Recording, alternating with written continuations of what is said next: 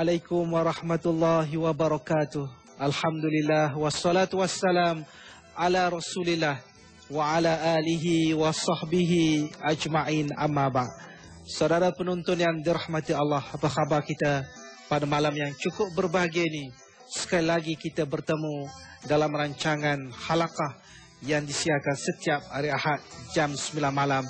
Mudah-mudahan insya-Allah pertemuan kita pada malam ini mudah-mudahan dengan izinnya juga diberi keberkatan, diberi kebaikan, diberi manfaat daripada pertemuan kerana Allah Subhanahu wa taala untuk mencari ilmu Allah dan menggunakan ilmu untuk kita amalkan dalam kehidupan kita. Dan pertemuan kita cukup istimewa pada malam ini sebabnya kerananya kita pada malam ini kita merakamkan program halaqah dari Padang Awam, Felda Sebertak, Bera Pahang, Darul Makmur. Mudah-mudahan orang di Sebertak Bera Pahang ini berada dalam rahmat Allah, kasih sayang Allah Subhanahu wa taala, dan saudara juga di rumah dalam keadaan sihat walafiat dan mendapat lindungan daripada Allah Subhanahu wa taala. Dan insya-Allah pada malam ini kita akan membicarakan satu tajuk yang sebenarnya penting untuk kita hayati dan untuk kita laksanakan dalam agenda kehidupan kita, iaitu tajuk yang kita pilih pada malam ini, muda perkasa. Apakah yang dimaksudkan dengan muda perkasa itu? InsyaAllah anda akan bersama kami lebih kurang 1 jam pada malam ini untuk membicarakan muda perkasa bersama dua panelis kita. Seperti biasa dalam rancangan halaqah kita mempunyai dua panel. Dua panel yang saya maksudkan ialah yang paling hampir dengan saya yang berbahagia, Ustaz Roslan Muhammad, iaitu pensyarah kanan di Universiti Melaya Kuala Lumpur. Assalamualaikum Ustaz. Waalaikumsalam warahmatullahi wabarakatuh. Sihat Ustaz pada malam ni? Alhamdulillah. Alhamdulillah. Dan di sebelah yang berbahagia Ustaz Roslan Muhammad. Kalau Ustaz Roslan Muhammad tadi pensyarah kanan di Universiti Melaya, maka di sebelah beliau juga pensyarah kanan juga, tetapi bukan di Universiti Melaya, tetapi di USIM ataupun Universiti Sains Islam Malaysia, yang berbahagia Puan Nik Salida Suhaila. Nik Salida, Assalamualaikum Puan. Waalaikumsalam. Apa khabar Puan pada malam ni? Alhamdulillah.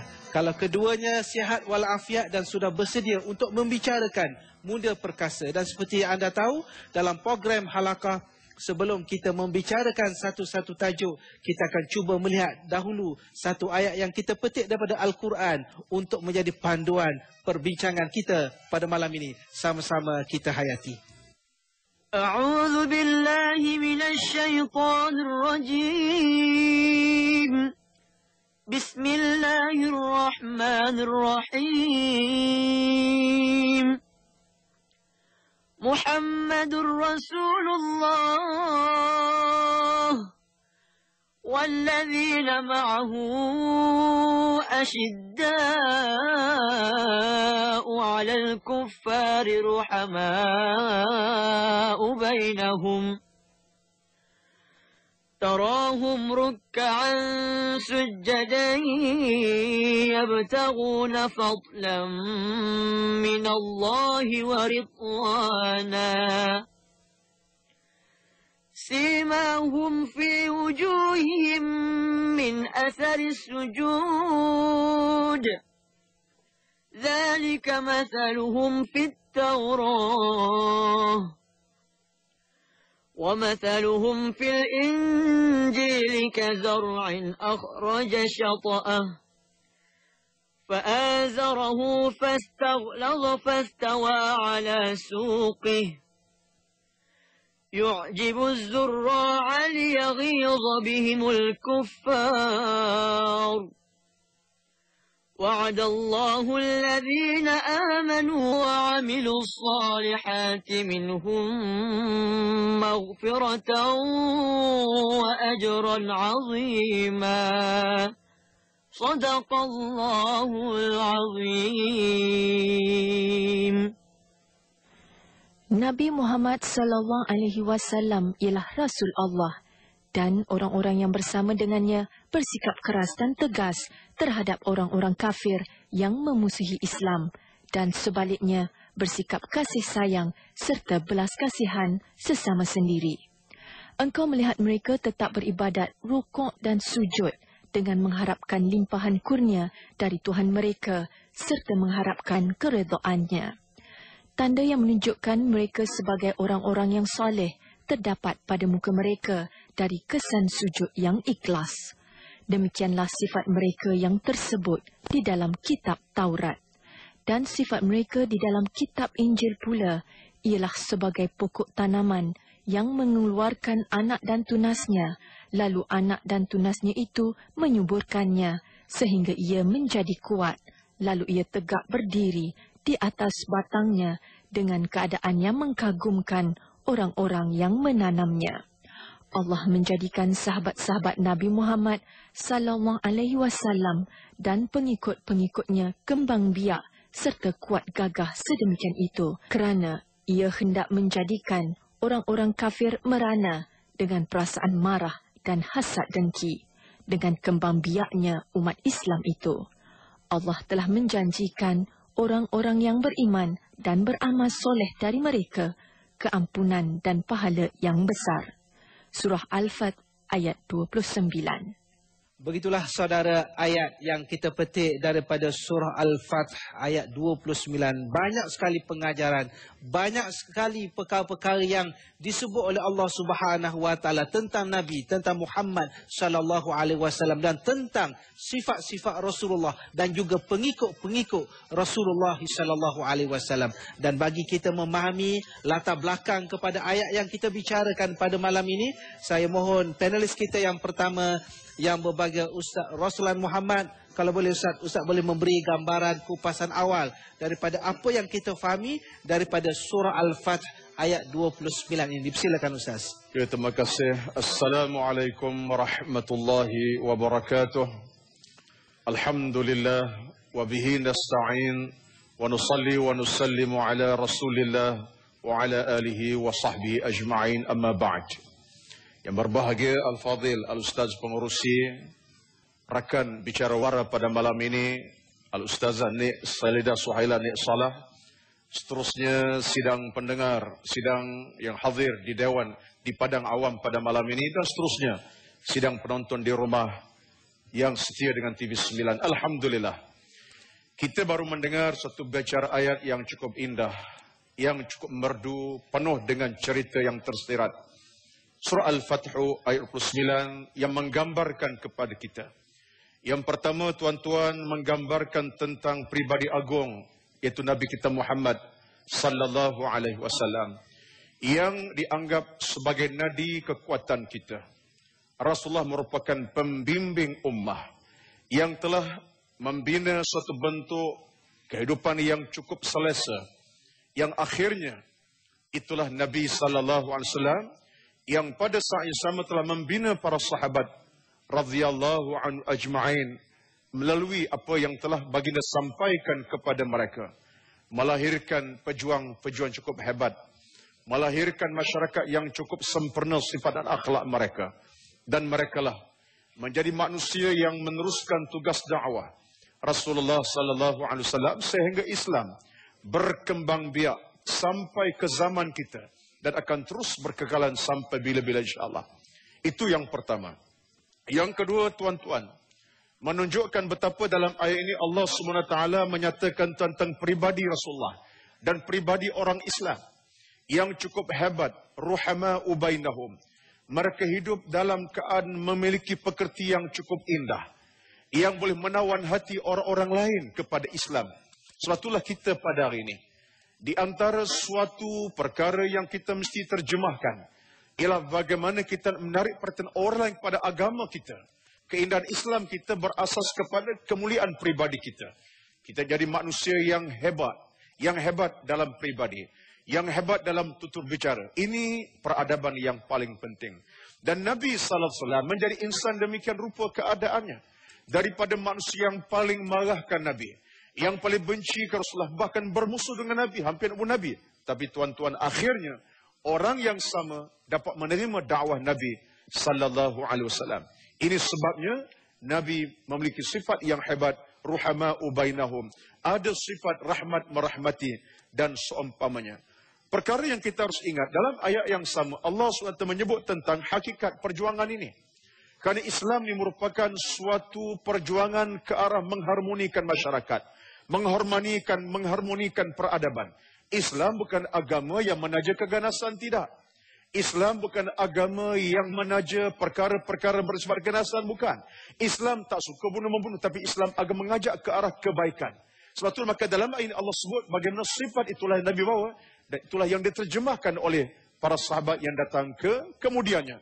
Sebab itulah tuan-tuan, hakikatnya ialah kita mesti lihat semula sejarah ini.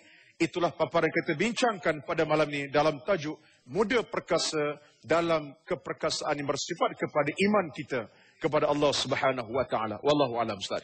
Saya nak beralih kepada yang berbahagia Ustazah. Kalau kita lihat tajuk kita muda perkasa, dan kalau kita lihat sendiri ajaran Islam ini melihat bahawa umat Islam perlu hebat. Umat Islam perlu perkasa, perlu kuat. Tetapi pada masa yang sama kalau kita lihat dalam konteks ayat, asyiddau 'alal kuffar ruhama'u bainahum, iaitu orang-orang Islam itu sifatnya bertindak tegas, bersikap tegas kepada golongan kufar, tetapi pada masa yang sama saya menyayangi antara satu sama lain. Barangkali sesuatu yang boleh Ustazah kongsi kepada kita dalam suasana kita perlukan generasi yang hebat. Barangkali di sana ada contoh-contoh orang yang pernah dididik oleh Rasulullah SAW yang boleh memberi satu bentuk gambaran uswah. Ada satu contoh kepada golongan belia, kepada anak muda kita di negara kita Malaysia yang tercinta ini. Silakan Ustazah. Bismillahirrahmanirrahim.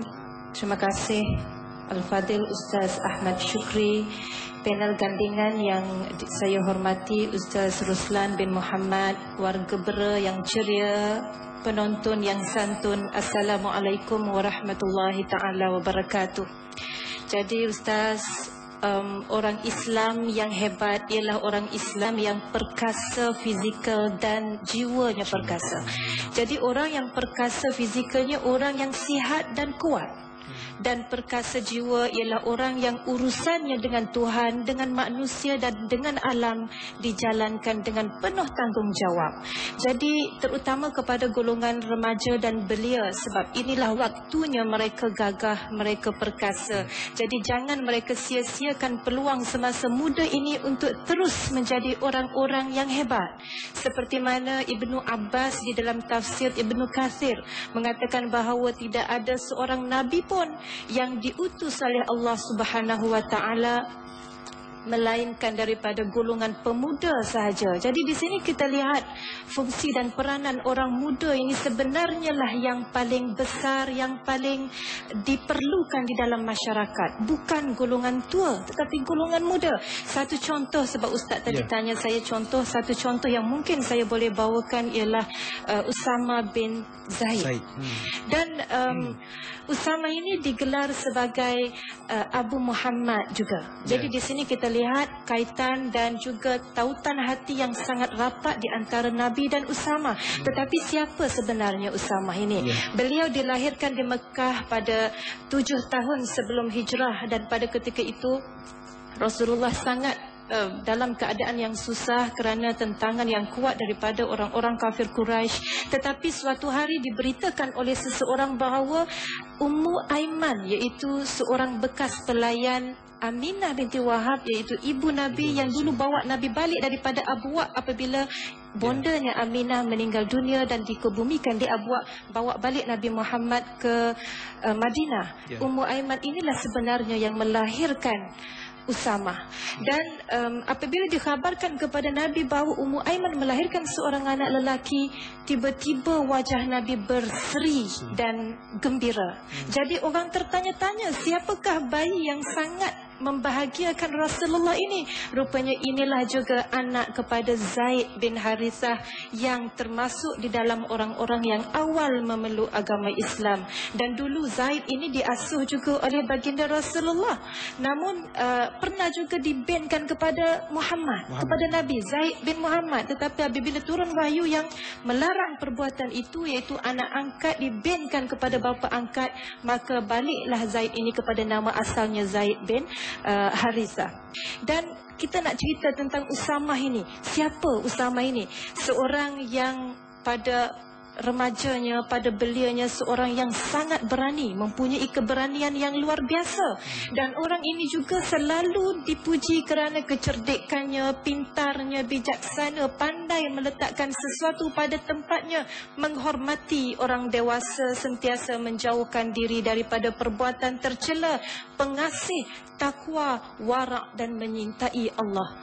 Jadi semasa kecil Usamah ini disayangi oleh Rasulullah, sampai pernah apabila Rasulullah bermain-main dengan cucu dan juga dengan Usamah ini, Rasulullah ambil Usamah letak di satu paha, ambil pula Hasan letak di satu paha yang lain, kemudian dirangkul kedua-duanya dan dikatakan, ya Allah, saya menyayangi kedua anak ini, maka sayangilah mereka pula. Mungkin doa Rasulullah itulah sebenarnya yang menjadi pedoman, menjadi satu rangsangan kepada Usamah, sehingga besarnya menjadi orang yang begitu hebat di dalam sejarah Islam kita. Dan beliau wafat di Jarf, iaitu satu tempat yang dekat dengan Madinah, pada tahun 54 Hijriah dan dikuburkan di Madinah. Jadi itulah hebatnya Usamah. Wallahu a'lam.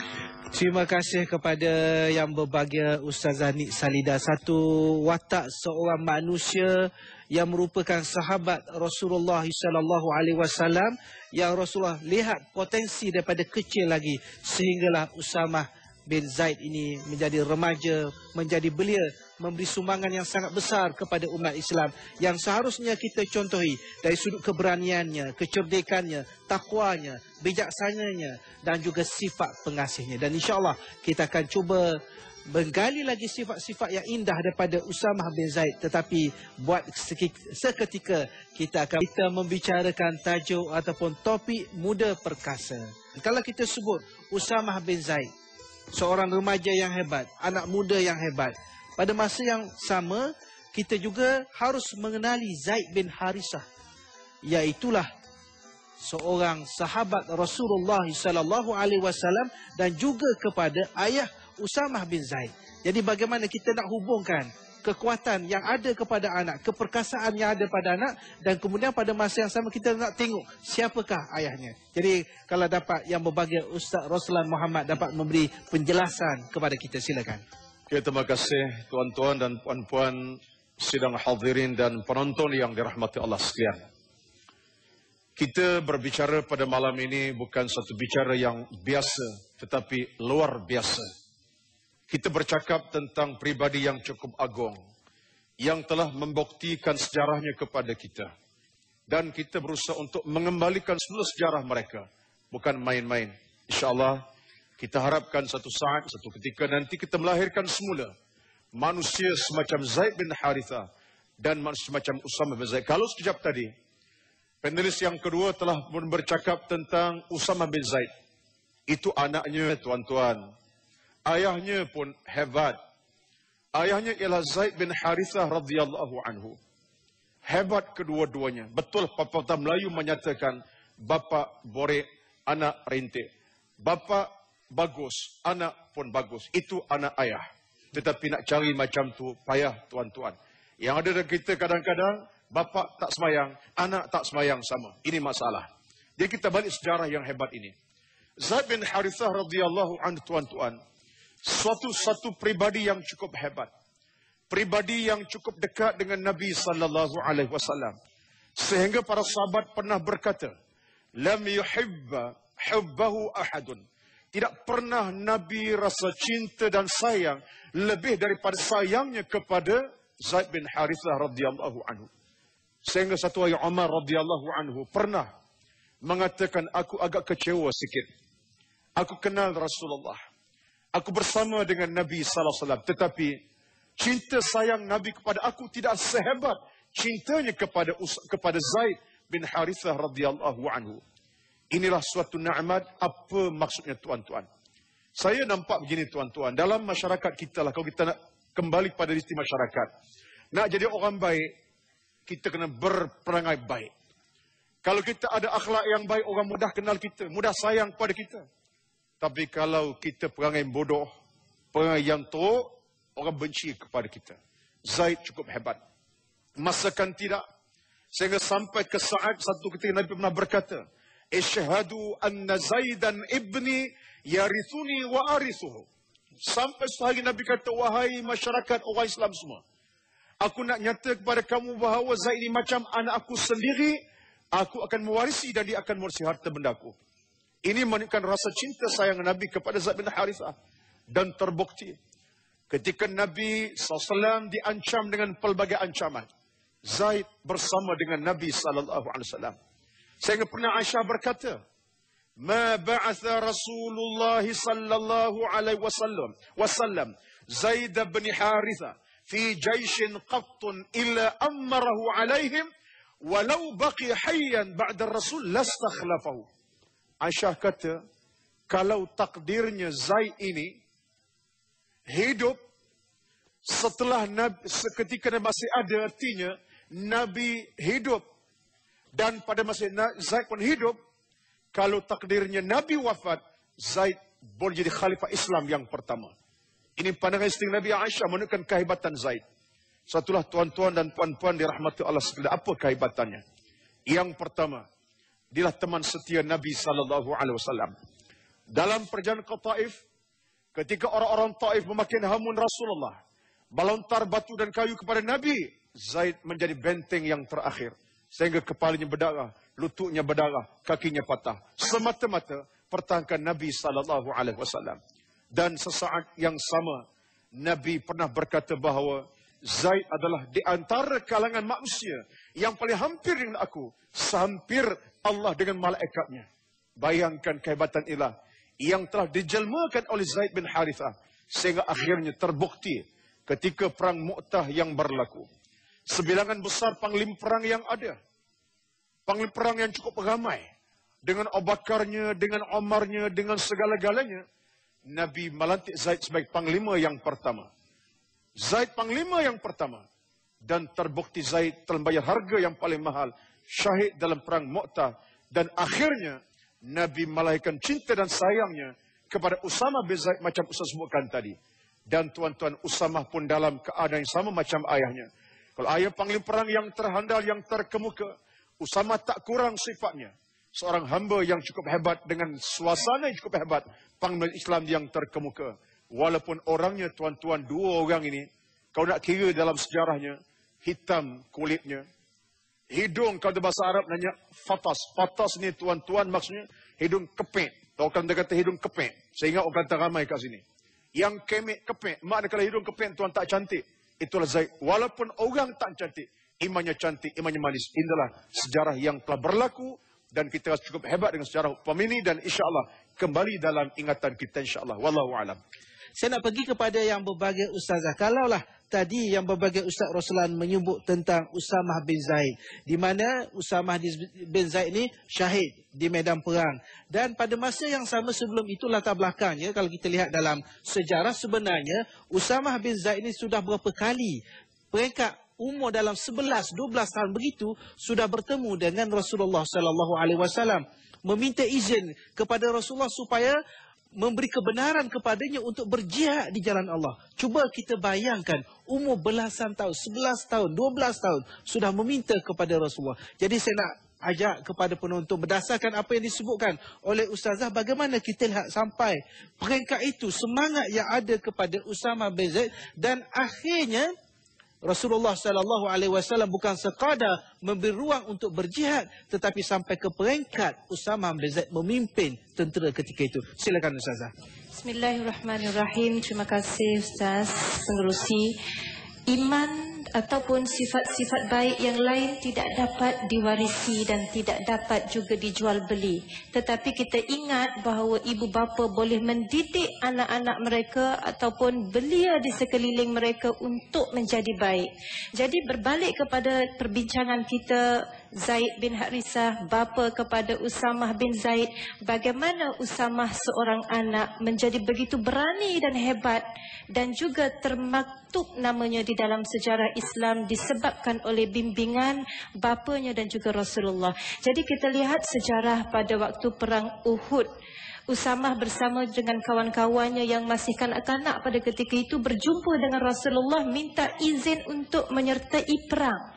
Tetapi Rasulullah tidak beri keizinan itu kerana pada masa itu mereka sangat lagi budak-budak, Ustaz. Jadi datang perang yang kedua kemudiannya, iaitu perang Khandaq. Sekali lagi Usamah dan sahabat-sahabat dia jumpa dengan Rasulullah, mohon merayu untuk turut serta dalam perang. Hebatnya peribadi mereka sehingga kan mereka menawarkan diri untuk berjihad. Dan pada ketika ini Rasulullah mengizinkan mereka sebab pada masa itu mereka sudah cukup kuat. Pada masa itu mereka berusia 15 tahun. Jadi beliau yang usia 15 tahun ini beliau yang sudah cukup matang. Beliau yang sudah cukup bertanggungjawab kepada agama. Dan kemudian perang selepas itu, iaitu dalam perang Hunain, yang mana Usamah turut serta di dalam perang ini. Sewaktu berperang umat Islam hampir dengan kekalahan, tetapi apa yang berlaku dengan bersama-sama Abbas, bersama-sama Sufyan bin Haris dan 6 orang sahabat yang lainnya, Usamah bertungkus lumus untuk mengalahkan tentera musuh sehingga akhirnya dengan jumlah yang sedikit tentera Islam akhirnya menang. Kemudian dalam perang Mu'tah pula, Ustaz. Dalam perang Mu'tah yang dipimpin oleh Zaid bin Harithah, Usamah bin Zaid pun turut serta, dan sewaktu perang ini yang terjadi pada tahun 629 Masihi ataupun 5 Jamadil Awal tahun yang ke-8 Hijriah, dekat sebuah kampung yang bernama Mu'tah di sebelah timur Sungai Jordan. Di waktu ini pasukan yang dikirim oleh Rasulullah sallallahu alaihi wasallam berhempas pulas untuk mengalahkan tentera Romawi Timur, dan juga Usamah turut berperang di bawah pimpinan ayahnya. Umurnya pada masa itu 18 tahun, dan pada ketika ini Usamah sendiri menyaksikan ayahandanya yang tercinta terjatuh dan akhirnya meninggal dunia di medan perang, syahid di medan tempur sebagai seorang syuhada. Tetapi Usamah tidak takut dan tidak pula berundur, sehingga pada ketika itu dibiarkan ayahandanya keseorangan. Dia terus bertempur dengan gigih di bawah pimpinan Ja'far bin Abi Talib, sehingga Ja'far juga syahid. Bertempur lagi di bawah pimpinan Abdullah bin Rawahah, sehingga Abdullah bin Rawahah juga syahid. Bertempur lagi di bawah pimpinan Khalid bin Al-Walid. Jadi kita lihat wataknya, keberaniannya yang tidak mampu kita gambarkan pada hari ini. Dan sebelum kemangkatan Rasulullah juga mengatur satu perang yang lain untuk membawa tentera-tentera Islam ini berjihad. Dilantik pula Usamah bin Zaid sebagai ketua ataupun panglima perang ini. Sedangkan pada ketika itu Usamah usianya belum pun cukup 20 tahun lagi. Jadi tidak lama kemudian Rasulullah wafat, dan Usamah ini pula dipertikaikan tentang kepimpinannya di dalam perang. Sebab orang muda, umur pun belum lagi 20 tahun. Sedangkan pada ketika yang sama Umar Al-Khattab turut serta dalam perang. Kenapa tidak dilantik Umar sebagai contoh? Jadi selepas kemangkatan Rasulullah, datang Umar Al-Khattab bertanya kepada Sayyidina Abu Bakar. Dia tanya, wahai Abu Bakar, kenapa pula dilantik Usamah ini? Boleh tak kalau kita tangguhkan perang ini, sebab waktunya semakin hampir sedang kita masih berduka cita. Tetapi Abu Bakar menjawab selepas selesai menguruskan jenazah dan sebagainya. Abu Bakar kata, wahai sahabatku Umar, belum berubah pusara Rasulullah sallallahu alaihi wasallam, maka engkau sudah mahu mengubah arahan Rasulullah. Jadi Umar ni tak terkata apa-apa. Dan sewaktu tentera sudah mula berkumpul untuk keluar daripada kota Madinah pada ketika itu, Umar membaca khutbah dan juga menyampaikan pesanan kepada orang-orang yang akan berjuang. Abu Bakar ini tadi turun daripada mimbar dan pergi kepada Usamah bin Zaid, dan dia pun berkata, wahai Usamah, kau dilantik oleh Rasulullah untuk mengepalai bala tentera ini, maka kekallah dirimu di sana. Berjuanglah, tidak akan ada satu apapun yang boleh mengubah syarat yang diberikan oleh Rasulullah sallallahu alaihi wasallam. Jadi itulah kita lihat betapa di pundak seorang belia juga tanggungjawab besar mampu ditunaikan sekiranya belia ini belia yang hebat. Wallahu a'lam. Terima kasih kepada yang berbahagia Ustazah Nik Salida. Satu gambarannya watak seorang remaja anak muda yang begini hebat. Bayangkan umurnya belum 20 tahun. Dan ini memerlukan kepada kita perenungan dan kajian. Macam mana kita nak jadikan kepribadian sebegini sebagai contoh kepada anak muda kita, kepada belia kita. Saudara penonton yang dirahmati Allah, sekali lagi kita akan berehat. Harapan kami agar anda jangan ke mana-mana, terus bersama kami dalam rancangan Halaqah. InsyaAllah kita jumpa sebentar nanti. Terima kasih kepada anda semua yang terus bersama kami dalam rancangan Halaqah pada malam ini. Kita bersiaran daripada Awam Felda Sebertak, Berpahan Darul Makmur, dengan tajuk kita Muda Perkasa, bersama dua panelis kita pada malam ini, yang berbahagia Ustaz Roslan Muhammad dan yang berbahagia Ustazah Nik Salida Suhaila Nik Saleh.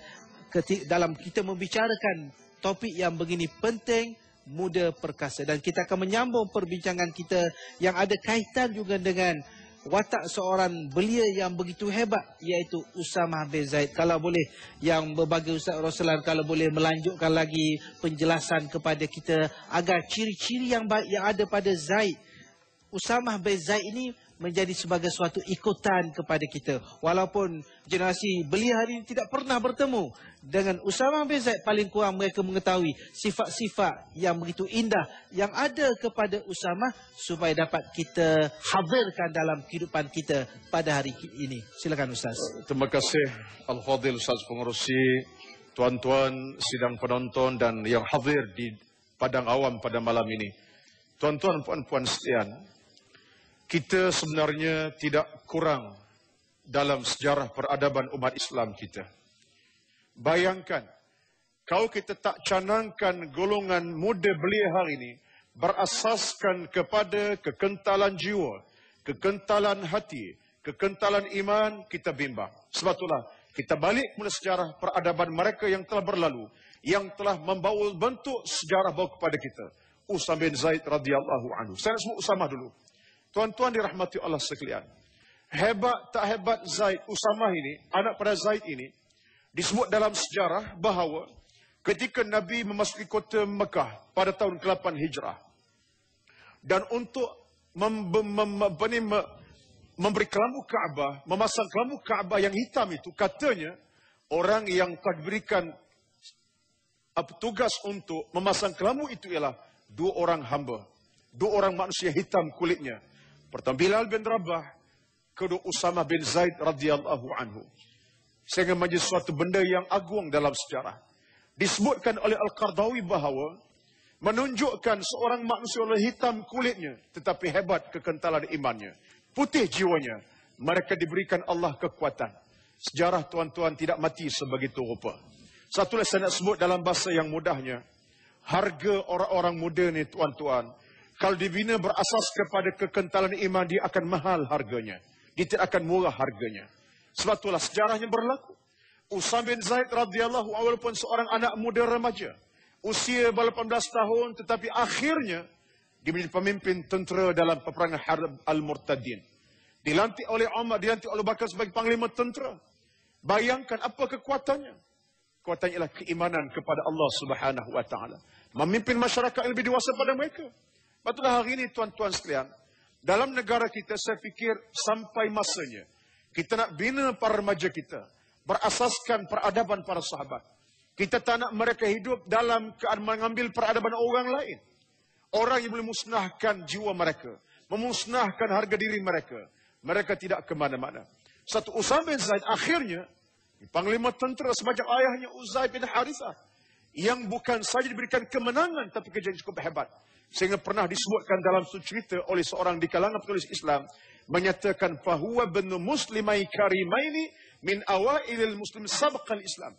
Menunjukkan betapa mereka diberikan Allah satu nikmat. Allah berikan mereka nikmat sehingga mereka menjadi pemuda yang hebat, yang telah memenangkan Islam. Di saat Islam perlukan kemenangan. Jadi kalau kita ambil sejarah tuan-tuan dalam hidup kita ini, kita nak majukan negara, nak majukan rakyat, nak makmurkan situasi yang ada pada ini, kalau tidak dengan kekuatan orang-orang muda yang ada sekarang, kita bimbang, kita akan maju dalam kerangka maju yang sebenarnya. Kita akan tumbang. Sebab itulah kita nak ajak tuan-tuan, terutama kita golongan mak bapak, yang mana kita ada anak-anak remaja, kita berkewajiban untuk mengajak mereka supaya mengambil contoh yang ada di kalangan para sahabat. Dan teringat tuan-tuan sekalian, kegagalan Islam bermula dengan orang-orang muda. Ali bin Abi Talib orang muda, Suhaib bin Ar-Rumi orang muda, Zaid bin Harithah orang muda, Usama anaknya orang muda, Zubair Al-Awwam orang muda, Mu'adz bin Jabal orang muda, Sa'ad Waqqas pun orang muda. Mereka lah pencetus kepada kejayaan dan kegemilangan Islam. Maka ini yang kita harapkan insya-Allah dalam kalau kita nak membina negara makmur, negara yang maju, rakyat yang berada dalam kegemilangan. Berasas kepada itu saya yakin inilah masanya kita nak menggerakkan balik semangat para sahabat yang lampau. Wallahu a'lam. Terima kasih kepada Yang Berbahagia Ustaz Roslan Muhammad yang menceritakan kita berapa ciri ataupun sifat yang ada kepada sahabat yang bernama Usamah bin Zaid. Mudah-mudahan insya-Allah.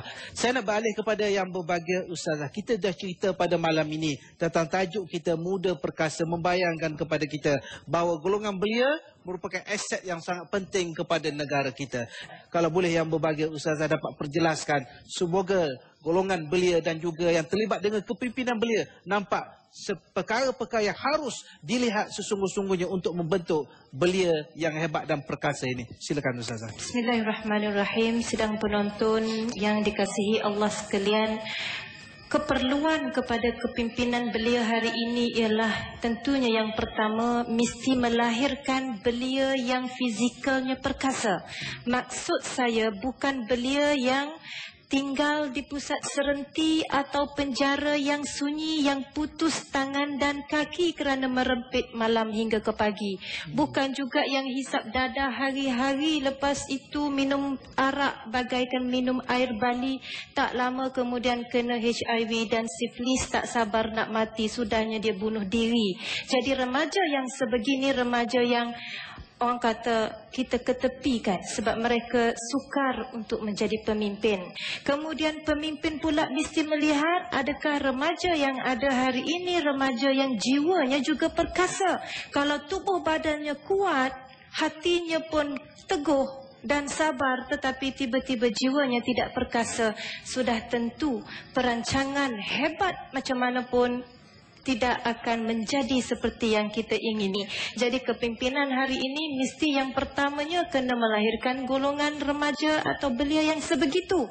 Dan jangan lupa kita mesti ingatkan semua ibu bapa, sebab tidak ada belia yang akan lahir sebagai belia yang luhur sekiranya tidak dididik dengan jujur oleh ibu bapa. Saya bawa sebagai contoh Saidina Umar pada suatu hari pernah dia meronda melihat kehidupan rakyat, dan pada suatu ketika dia lalu di hadapan sekumpulan kanak-kanak yang sedang bermain. Kanak-kanak pada zaman itu apabila melihat Umar, dia melihat Umar sebagai satu aura yang agak tegas, agak menggerunkan. Jadi semua lari lintang pukang, tinggal seorang aja yang berdiri di situ tak bergerak-gerak. Jadi Saidina bertanya dalam satu suara yang berseluruh. Saidina Umar kata, "Hai budak, kenapa kamu tak lari sebagaimana kawan-kawan kamu yang lain?" Budak ini kata, "Kenapa aku nak lari? Aku tidak buat apa-apa kesalahan." Jadi terkejut Saidina Umar sampai dia bertanya, "Siapa ibu bapa kamu, wahai budak?" Budak ini kata, "Ibuku ialah Asma binti Abu Bakar dan bapaku ialah Zubair bin Al-Awwam." Dan Saidina Umar kata, "Patutlah kamu seorang yang hebat kerana kamu mempunyai ayah dan ibu yang hebat." Itulah budak ini yang bernama Abdullah bin Zubair yang akhirnya membina nama besar di dalam sejarah Islam. Kita lihat awalnya budak ini dididik oleh ibu bapa, kemudian digilap oleh pemimpin. Jadi jangan kita meletakkan sepenuh tanggungjawab kepada pemimpin, kepada masyarakat, kepada suasana sekeliling. Kalau tidak, budak ini tidak akan membesar sebagai orang yang jiwanya kental dan fizikalnya juga hebat. Jadi tuan-tuan yang dikasihi Allah sekalian, anak-anak belia remaja yang ada di luar sana, kita kena akur pada hakikat bahawa golongan remaja, golongan belia ialah golongan yang paling mahal nilainya sepanjang ataupun seusia umurnya. Sepanjang hayatnya, golongan belia adalah golongan yang paling mahal nilainya. Jadi jangan kita persia-siakan usia yang diberikan oleh Allah Subhanahu Wa Taala dan peluang keemasan ini, kerana kalau pada usia belia ini kita menjadi orang yang sia-sia, maka tidak ada waktu lain lagi untuk kita membawa nama agama ini, nama Islam ini, kita membawa umat ini ke dalam satu keadaan yang gemilang seperti mana tamadun Islam yang terdahulu. Jadi antara kepimpinan yang perlu diterapkan kepada golongan remaja juga ialah sifat setia. Setia ini seperti wang. Kalau kita nak dapatkan wang, kita mesti melabur. Sama ada kita labur tenaga atau kita laburkan masa, baru kita dapat wang. Begitu juga setia. Pemimpin setia kepada rakyat, insya-Allah rakyat akan setia kepada pemimpin. Jadi begitu juga dalam kepimpinan beliau. Dan juga mesti beliau ini diajar supaya bersifat optimis. Orang yang optimis ialah orang yang sentiasa berkelakuan baik sebab dia tidak sabar mendengar khabar baik daripada orang lain tentang dirinya sebagai pemimpin. Jadi orang yang pesimis sudah tentu orang yang tidak melakukan perbuatan yang baik sebab dia takut untuk mendengar khabar daripada orang lain sebab sudah tentu khabar itu berita-berita yang tidak baik yang akhirnya remaja di luar sana mesti mempunyai ilmu yang kental kerana tidak ada ilmu, tidak ada sesiapa pun yang boleh bercakap dan berfikir. Wallahu a'lam. Terima kasih pada yang berbahagia Ustazah Nik Salidah, satu kupasan yang cukup indah kepada kita membayangkan bagaimana kepimpinan beliau harus dan dimantapkan untuk memperkasakan bukan sekadar fizikal tetapi pada masa yang sama ialah tentang emosi, memperkasakan emosi dan yang paling penting juga ialah memperkasakan spiritual hubungan dengan Allah Subhanahu wa taala. Saudara penonton yang dirahmati Allah, kita akan berehat seketika untuk memberi ruang kepada panelis kita untuk berehat seketika. Harapan kami agar anda ada ini kepada dua panelis kita yang berbahagia Ustaz Roslan Muhammad dan yang berbahagia Ustazah Nik Salidah Suhaila Nik Soleh untuk memberi sedikit kupasan yang terakhir ataupun kesimpulan daripada tajuk kita pada malam ini, Muda Perkasa. Saya persilakan yang berbahagia Ustaz Roslan Muhammad terlebih dahulu. Silakan Ustaz. Terima kasih Ustaz, tuan-tuan dan puan-puan yang dirahmati Allah sekalian. Kita dah berada di penghujung program kita. Topik bicara kita malam ini ialah muda perkasa. Tapi orang tua jangan pula marah. Sebab walaupun kita bercakap muda perkasa, biarlah kita menjadi orang tua yang berjasa insya-Allah. Kerana tanpa jasa orang tua dan memperkasakan anak belia kita, kita rugi tuan-tuan sekalian. Sebab itu yang pertama saya nak sebut pada malam ini bahawa dalam kita nak memperkasakan golongan muda, golongan remaja, kitalah sebagai orang, sebagai mak bapak. Kita kena alirkan kehidupan mereka. Alihkan watak mereka kepada kehidupan yang berharga. Sebab itulah tuan-tuan, apa menjadi keutamaan kepada kita ialah kembali kepada sejarah peradaban para sahabat. Usamah bin Zaid al-contoh yang cukup hidup. Kita ada contoh yang lain. Inilah watak-watak yang harus kita katakan kepada mereka. Ceritakan kepada mereka. Dan biar mereka hidup dalam keadaan mencintai orang-orang seumpama ini. Itu yang pertama. Yang kedua, tuan-tuan dan puan-puan dirahmati Allah sekalian. Amanah kepimpinan negara dan ummah ini, amanah kita bersama. Yang tu akan pergi meninggalkan. Yang akan memimpin satu masa adalah anak-anak remaja kita. Biar mereka perkasa iman, perkasa jiwa, perkasa hati. Kita kena ada persiapan kekuatan. Biarlah kita menikah zuriat muda remaja yang perkasa. Bukan remaja yang hilang kekuatan, yang bermasalah. Akhirnya, suatu ayat dalam Quran, Tuhan sebut peringatan kepada kita. وَلْيَخْشَ الَّذِينَ لَوْ تَرَكُوا مِنْ خَلْفِهِمْ ذُرِّيَّةً ضِعَافًا خَافُوا عَلَيْهِمْ فَلْيَتَّقُوا اللَّهَ وَلْيَقُولُوا قَوْلًا سَدِيدًا. Surah An-Nisa. Kamu kena takut, kena bimbang kalau-kalau kamu meninggalkan zuriat remaja yang lemah. Anak-anak yang lemah iman mereka. Kamu kena takut, kena bimbang. Jadi tuan-tuan, moga-moga Allah berikan kita kekuatan meninggalkan anak-anak yang boleh berjasa sebagai kita yang telah berjasa insya-Allah. Wallahu alam. Wassalamualaikum. Waalaikumsalam. Terima kasih yang berbahagia Ustaz Roslan. Sesuatu daripada Ustazah, silakan. Kalau boleh saya katakan, masyarakat kita sudah tentunya akan berada dalam suasana yang harmoni jika yang muda dihormati, yang tua disanjungi. Saya bawa contoh dalam kisah Usamah itu tadi, sebelum dia mengetuai tentera perang, Abu Bakar datang kepada Usamah dan bertanya meminta izin.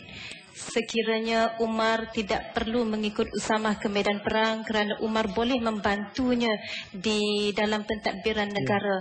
Jadi dengan linangan air mata orang ramai yang menyaksikan peristiwa itu merasa begitu tersentuh kerana seorang pemimpin yang sudah pun berusia meminta keizinan sebegitu rupa daripada tentera panglima perang yang bernama Usama ini, daripada golongan belia yang berusia belasan tahun. Betapa sifat tawaduk seorang pemimpin itu tetap juga menghormati orang muda, sekiranya orang muda itu orang muda yang perkasa. Kemudian dalam masa yang sama juga Usamah menjawab, wahai Abu Bakar Amirul Mukminin, jika itu kehendak kamu maka aku turutkan, kerana aku juga akur bahawa sewaktu Rasulullah masih hidup engkau juga membantu baginda Rasulullah. Jadi biarkan Umar membantu kamu. Kita lihat tuan-tuan, anak-anak yang ada di luar sana, kita nak jadi baik, kita nak jadi perkasa, kita tidak boleh tunggu sampai masa kita harus mencuba. Sehingga kita nak ikat tali kasut pun kalau kita tak cuba, sampai hari ini kita tidak pandai ikat tali kasut. Kita nak naik basikal, kita tak cuba nak naik basikal, sampai hari ini pun kita tidak boleh naik basikal. Jadi tuan-tuan, sehingga itu sahaja yang muda, yang perkasa sudah tentunya kita. Wallahu a'lam. Terima kasih kepada yang berbahagia Ustazah Nik Salida. Satu kesimpulan yang ringkas tetapi memberi satu makna yang mendalam kepada kita betapa golongan belia, golongan remaja ada harapan kepada ummah, harapan pada masyarakat, harapan kepada negara. Justru itu ada kata-kata yang menyebut, kalau kita ingin melihat bagaimana generasi akan datang, lihatlah generasi hari ini. Kalau generasi hari ini generasi yang hebat, generasi yang mempunyai sifat yang kita bicarakan pada malam ini, muda perkasa, insya-Allah inilah juga watak yang akan ada pada suatu hari nanti yang akan memimpin kita, insya-Allah. Saudara penonton yang dirahmati Allah, kita benar-benar berada di penghujung pertemuan kita pada malam ini. Maka kami merakam dengan ucapan jazakumullah khairal jaza, jazakumullah khairal jaza kepada dua panelis kita pada malam ini, yang berbahagia Ustaz Roslan Muhammad dan yang berbahagia Ustazah Nik Salida Suhaila Nik Saleh. Dan terima kasih juga kepada penonton kita di rumah dan juga masyarakat Islam yang membanjiri Padang Awam Felda Sebertak Bera Pahang Darul Makmur. Mudah-mudahan kehidupan kita semua insya-Allah di Bera Pahang ini diberi keberkatan oleh Allah Subhanahu wa taala. Sekadar itu pertemuan kita pada